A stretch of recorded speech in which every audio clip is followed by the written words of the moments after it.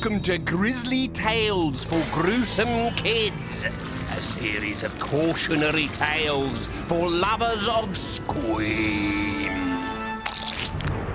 I call this tale Grandmother's Footsteps. It's not my story, so don't blame me when you're scared stiff. This ghost story belongs to a little boy who couldn't go to sleep at night. Excuse me one moment. That's better. Now we can begin.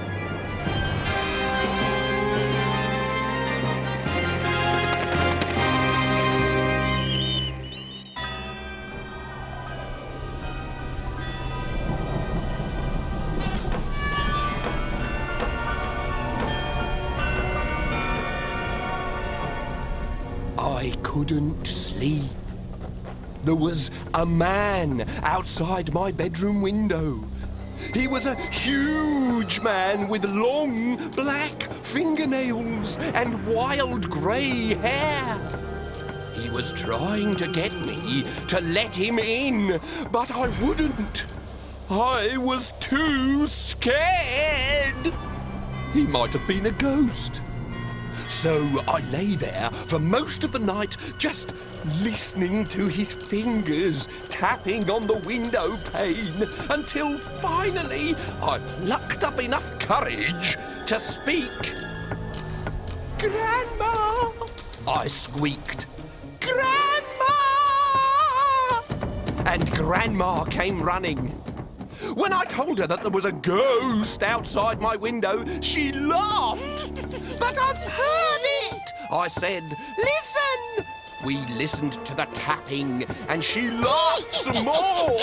"And I've seen it," I added, pointing to the shadow that loomed through my curtain. My grandma stopped laughing. "I'm going to tell you a ghost story," she said, pulling me up onto her knee. The smell of mothballs was so strong it made me cough. "There was a boy," she said, "not much older than you. His name was Jolyon, and he lived in a huge, drafty old house on the edge of a graveyard." "Is he the ghost?" I asked. "No," said my grandmother, "not Jolyon. His bedroom was right at the top of the house, in a dark, dark room that had once been full to the ceiling with spiders, earwigs, and big black beetles." I pulled the shawl off her shoulders and tucked it into my ears. I felt safer when her voice was ever so slightly muffled. "Go on," I said. "This boy who looked like me was in his spooky old bedroom, and there was a ghost." "Not yet," said Grandma. "Is the ghost behind the door?" I squealed. "Is it a mad, ranting, blood-sucking ghost waiting to stuff a straw into Jolyon's head and suck his brains out like a banana milkshake?" "No," said Grandma. "The ghost hasn't turned up yet.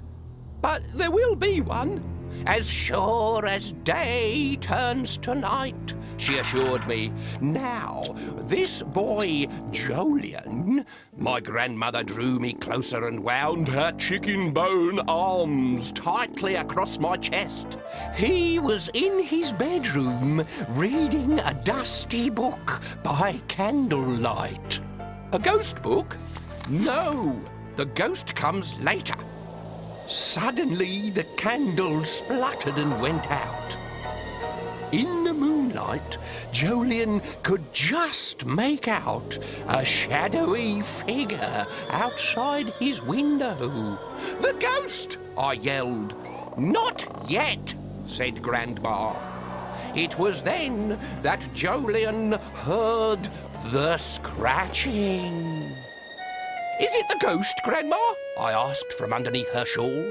"No, dear. Be patient. Just wait and see." Grandma made a funny clicking noise with her teeth and carried on. Jolyon was underneath the bedclothes in a flash. A ghostly hand was scratching at his window. His mouth was dry. His shiny white knuckles stood out in the gloom under his blankets. Then the scratching stopped. There was a deadly silence. Jolyon gasped. He closed his eyes and wished with all his might that his ghostly visitor might go away. He wished and wished and wished. And that was when the knocking started. "It is the ghost!" I shouted, holding tightly onto Grandma's shawl. "It is not," she said, stroking my hair. "The ghost comes at the end, but Jolyon doesn't know that because he's in the story." Grandma took out her left eye and polished it. "Well, go on," I said impatiently. Jolyon lay in his bed, terrified to move, lest this huge beastly skeleton should leap into the room and chop him up with an axe.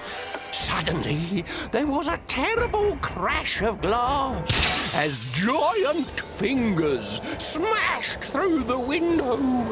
Jolyon screamed as his bedroom door burst open. "This must be the ghost," I yelped. "No," said my grandmother. "Not long now, though." It was Jolyon's grandmother bouncing into his bedroom, wielding a copper bedpan. She had heard his screams for help and had leapt from her bed to protect him. "Don't let the ghost get me," sobbed Jolyon from underneath his blankets. "Don't let the ghost chop me up and eat me." I looked at Grandma, and she looked straight back at me. "But you said it wasn't a ghost outside the window." "It wasn't," she replied. "The tapping was just the wind, blowing the branches from an old dead tree against the window. Then the wind became a storm, and the branches battered the glass until it smashed. It was Jolyon's imagination that created the ghost."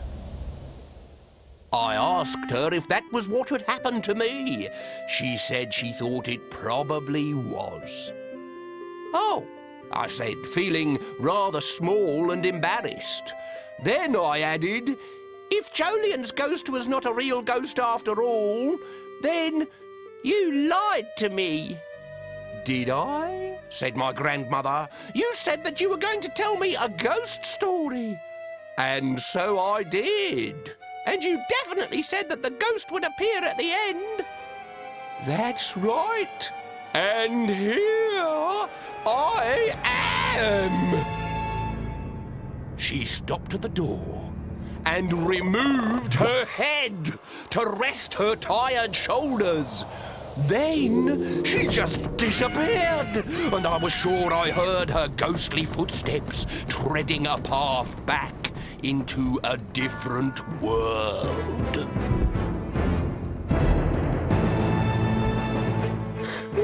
Time I went to bed, I think.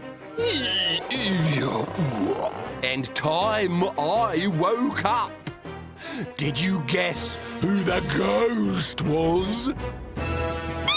Not very hard, was it?